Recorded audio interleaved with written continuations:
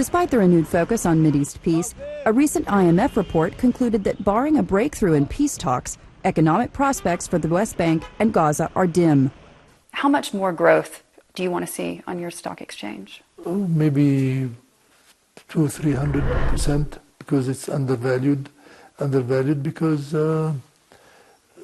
people, they say capital is very coward because they want stability, they want investment environment. But this here in Palestine, you have a lot of possibilities, but with occupation, all these possibilities, they will completely be erased. To tell you the truth, it's almost impossible to do business here. But because we feel this is our country and this is our duty to do it, we do it. Well, despite the fact that it is difficult to do business, so many investors that I've spoken to are quite interested in the exchange. What kinds of investments could they come in and work on? There is towns to be built. There is pipelines to be done.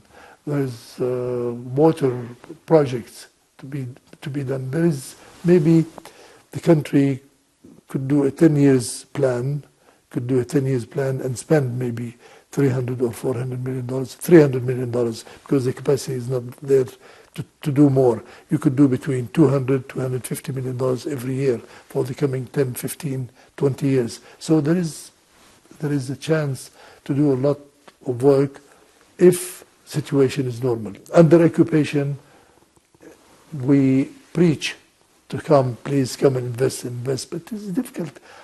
If you cannot come, you don't have a visa. How could you come in?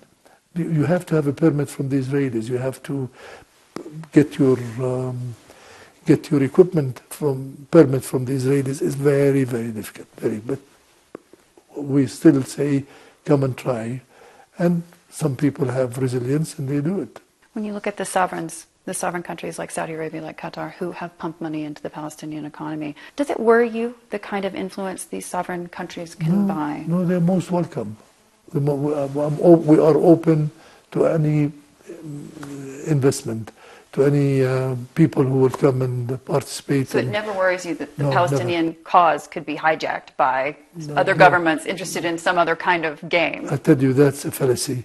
When they tell you economic peace or hijacked, we have a political problem. We have to solve it. We have to get our freedom and the creation of a real Palestinian state.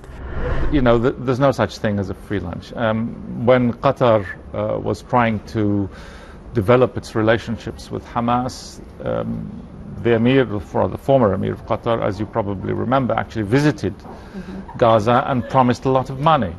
Now, this money was not forthcoming for all sorts of reasons. The promise itself was partly out of cognizance of the idea that Gaza needs to develop, but also because this is a political tool. Nobody misunderstands the language of money in our part of the world, indeed in any part of the world. Money is power, it's political power, and if you put up the cash, then you have a say.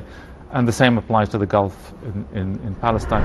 When you look back at the history of the Palestinian Authority, when you look at the PLO, there's been corruption at several levels. What did you think over the years as you watched that corruption reported in media?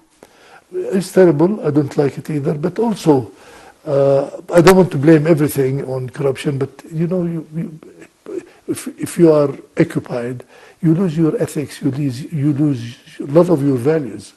And I don't want to justify corruption. I don't like it. There's a good amount of corruption, but there is corruption everywhere. But in Palestine, we shouldn't have any corruption because we are under occupation and we should liberate ourselves. And that's I regret and I don't the corruption that we have. Sometimes it's on a big scale, sometimes on a small scale.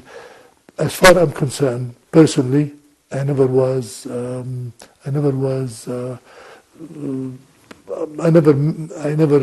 experienced any corruption. But I hear a lot of stories about corruption.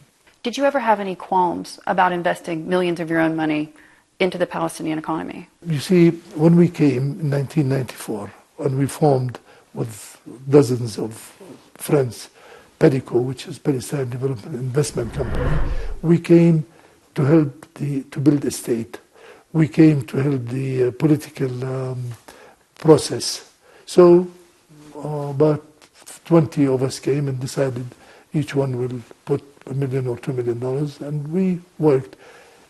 In my experience, from '94 to now, with Pedico, I never experienced any corruption with us, because it looks like